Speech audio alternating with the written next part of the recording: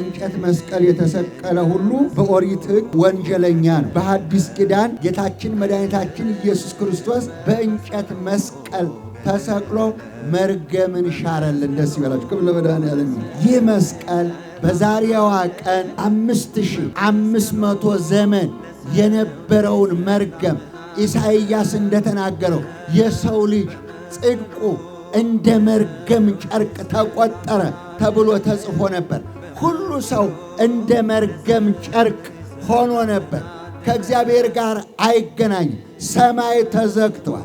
ስለዚህም የሰው ጽድቁ እንደ መርገም ጨርቅ የተጣለበት የ5500 ዘመን የኖረውን የመስቀሉን እርግማን ሻረበት። ደስ ይበላል። ዛሬ ይህ መስቀል ዓለምን ይባርካል። ዛሬ ይህ መስቀል ይቀደስበታል። ዛሬ ይህ መስቀል እንሳለመዋለን። ዛሬ ይህ መስቀል በአንገታችን ላይ እናደርገዋለን። የተለየም የድህነት ምልክት ነው። ደስ ይበላችሁ። ክብር ለመድኃኔዓለም ይሁን።